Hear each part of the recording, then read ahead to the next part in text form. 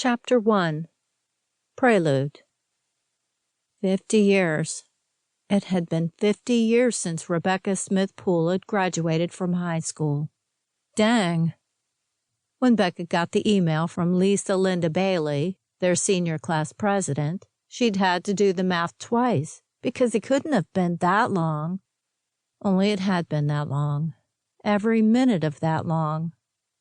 So much for the class that was going to beat old, who would live forever.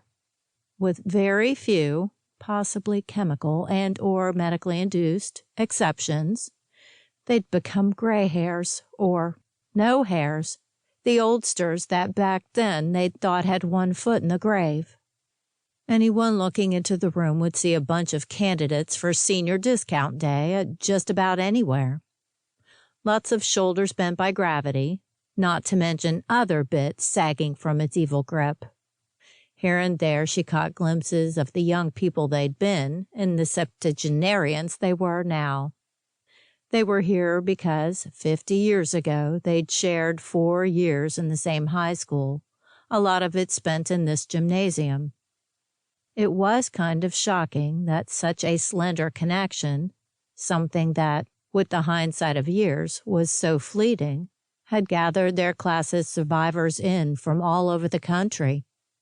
In high school, they'd been divided into small clusters based on reasons that made no sense now. What would they even talk about, she wondered, as she'd hesitated over her RSVP. She was glad she'd come. They might have more in common now than they'd had back in high school. They were all old. They were the ones who weren't dead. And they were more or less variations of the same shape.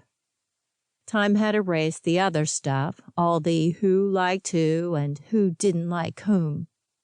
The dividing lines had dissolved because what life they had left was too short. The theme of how freaking old they were was pretty much the go-to conversation that had started during the mixer, where they'd actually mixed after a brief period of, "Do you remember?"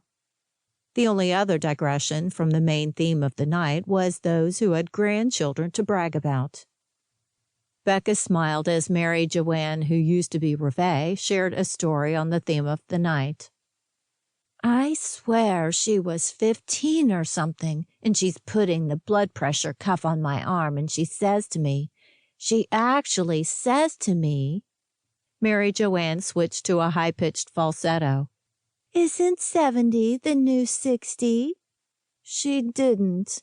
Bettina Bailey would have gasped it in the old days, but now all she could manage was a distressed murmur. "Oh, yes, she did, and I told her, 'No, sugar, the new 70 is still the old 70.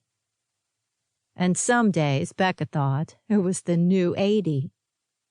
"She's squeezing my arm and having to tuck the saggy bits into a tube, and she says to me, 'Well, you're only as old as you feel.'" "I would have slapped her," muttered Dot, who used to be Becca's best friend in the way back when. Her family had moved away about a week after graduation. It had felt like the end of the world at the time. "But who has the energy for that?" Daisy Dixie finished. They all chuckled because they were all out past our bedtimes. As more "oh my gosh, we're old" stories flowed past her, Becca pushed aside her paper plate. She'd eaten as much as she could of the catered meal. There was something to be said for those senior servings, even if the idea had annoyed her at first, and looked around. The gymnasium had seen as much wear as her class. The dispirited school hangings looked the same, though they must have changed them out once or twice. Behind the lackluster food smells lingered the scent of dirty shoes and perspiration, and mixed with the smells their class had brought it, all of it now being pushed around by a desultory and probably ancient air conditioner. She smiled at the sight of Georgie Guidry snoozing in his chair. Just like old times. His wife, Barbara Betty, had her back to him while she caught up with, well, Becca needed to get closer with her cheaters on to see the name tag.